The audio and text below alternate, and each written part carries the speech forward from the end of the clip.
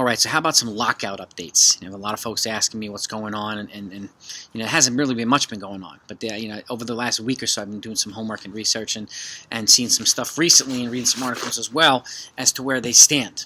So, by the way, if you want breaking news, particularly this type, and you want to know what's going on in baseball world, whether it's the lockout or baseball news of any kind, make sure you subscribe to the channel. Don't leave before doing that if you haven't done so yet already, and hit that notification too so you don't miss videos. Always take a look in the description. I always put everything updated in there as well. But I'm going to feed you in on a regular diet of breaking news and anything pertaining to our Yankees, other teams, and the lockout. So with that, so the owners actually, so here's some of the sticking points, okay? Sticking points, I mean, everything from service time manipulation, and franchises have been guilty of doing this to kind of prolong the time it takes for players to get to free agency, which I don't necessarily agree with. But they also have concern about bloated salaries at the top on players, which is true. Their salaries are bloated, and and then other things, whether it be revenue sharing, and I've talked about this as well.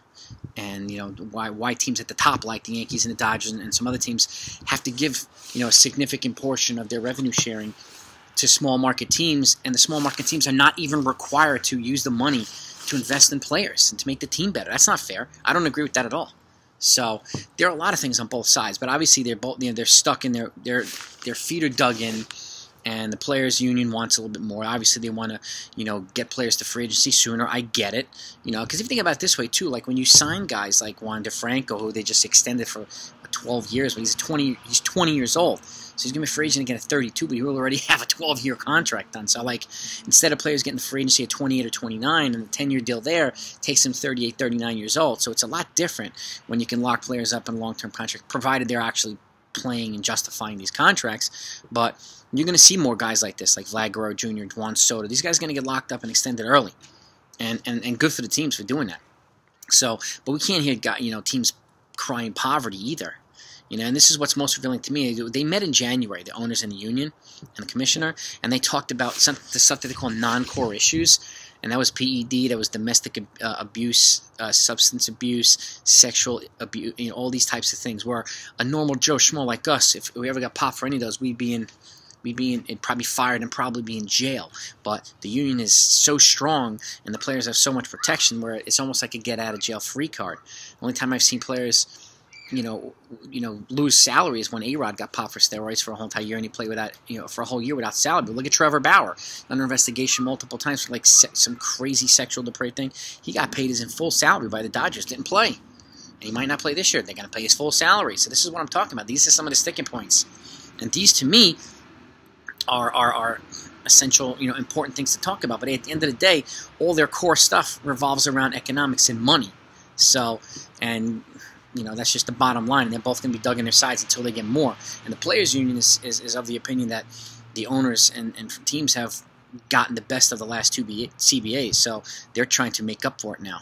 And so this is going to be a contentious negotiation. They are supposed to meet this week and next week to go over some economic parameters. We'll see how far they get, but they're not on the same page at all right now. So they talked about a few things. I know they're also talking about extended playoffs and nationally DH and a couple other things as well. I mean, those are the kind of the main components, as well as service time manipulation, free agency, and raising the floor of a minimum salary. And they also want to raise the floor, the first level of the payroll threshold as well, from 210 million to I think 240 million.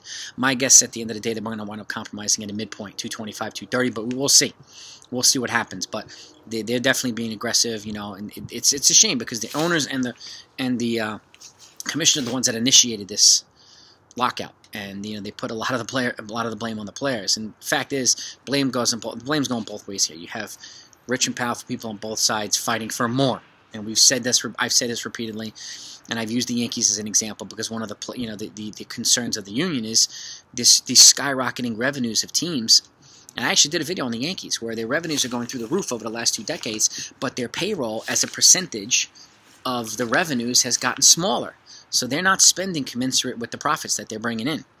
So this is a sticking point too. So I understand why the union is, why are you pocketing all this money? So, and I just said it a few minutes ago with revenue sharing. It's the same thing. Why are you going to give all money to small market teams when they're going to pocket it? If they can't, neither one of them should be able to just pocket the money outright and not invest in their players. So I see the argument on both sides here.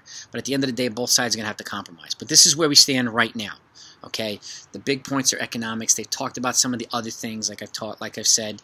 But at the end of the day, those are the main components: service time manipulation, free agency sooner, National League DH, expanded playoffs, revenue floor or threshold floor being raised, minimum salary being raised, getting kids to free agency sooner so they can capitalize on bigger contracts. So they want the players to get more money. Obviously, the owners want more money. So at the end of the day, it's about money. But this is where we stand.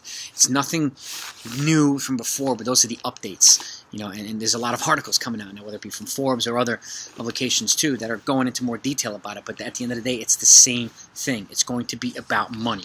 But they're going to have to come to some kind of compromise at some point. Because the longer this goes, the worse it's going to be for us, the fans, and baseball itself. So, but if you remember, you want to be kept in the know on everything, even small or big, subscribe now and hit the bell icon so you don't miss out. Because I'm going to feed you in every single time. Over now.